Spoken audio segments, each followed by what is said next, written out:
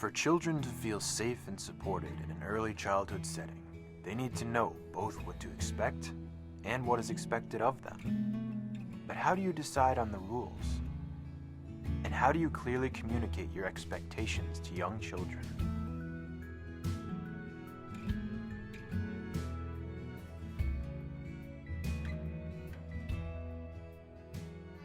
Our voices are quiet.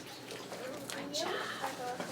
We sit crisscross applesauce. Adults have to make sure they're letting kids know what they expect them to do and how they expect them to act. And if we're so ready to babble at kids to get them to learn to talk and clap and cheer when a baby's trying to take steps, you would be that invested in getting across to kids what they need to know in order to behave in the way we want them to and expect them to. Okay, then where do the blocks go? Where do we pile them up? Let's go put them away. Well, I think it starts early where I will say, okay, I'm going to pick up this, and then when this is put away, we can take out that. If we do this now, then we'll be able to do that later. And so they've seen me do it, and then as they become more capable of doing that, they want to help. Avery has cracker sticks. She brought them from home. Some of the ways of letting them know what I expect is through positive reinforcement. That was nice of you to ask her, though.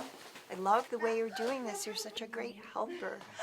Gee, you're so thoughtful. Then they know, oh, I like that. And children want to please. They really do. When you respond to them in that way, you're setting the criteria for them to know that this is what we do. Put your juice on the table and you can come back over here. How's that? Thank you, Claire. Once they realize that this isn't something I should be doing right now, they'll just look at me and they'll wait almost for me to say, should you be doing that? And they know, and they stop, and they stop doing it. So they're really self-regulating by looking at me. Wait, because they know they're going to get a response. The older they get, the more structure I see they like and they need, because that's how they make sense of the world, really, and their environment.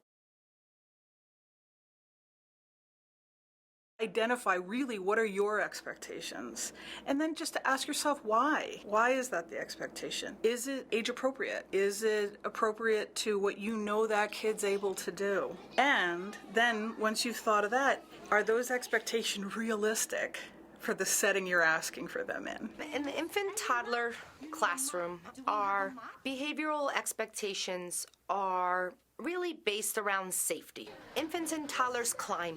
That's what they do at this age.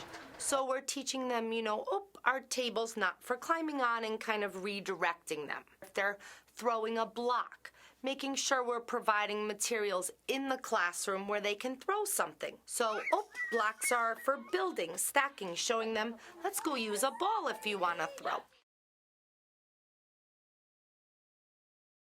The classroom environment is set up in a very purposeful, intentional way to foster as much independence as possible in my classroom. All of the materials that they need for mealtimes are in a special little shelf that's child height so that the children can set the tables. If they drop their cup, they know where to get another one. They don't need teacher support. They can do it on their own. We have a menu available so they know how many they can take, and they help each other with that for the younger children. We post up a classroom expectations chart that we have in our block area, and every week we try to cover some of the different aspects of the classroom expectations. We also do a buddy system, so one child supports the next child to make good decisions.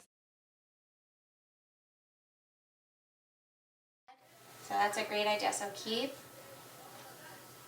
our legs inside. We noticed that some of the children hadn't been experienced with the slide. There were some accidents going on outside, so we talked about different rules for each area of the playground. Yes, Max. First, to get up the stairs, And we slide down to the slide.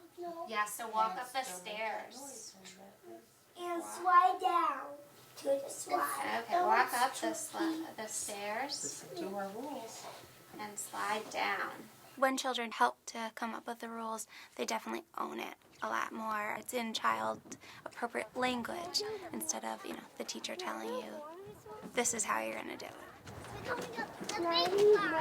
They need to understand how to keep themselves and each other safe in the classroom and how to have the best experience there. They need to be taught because that's how they learn to regulate themselves. Kids really do flourish when they know what to expect. So it really is a component of social emotional wellness. It's a way that children can feel at rest in order to devote energy to other things like learning and playing and getting to know another kid.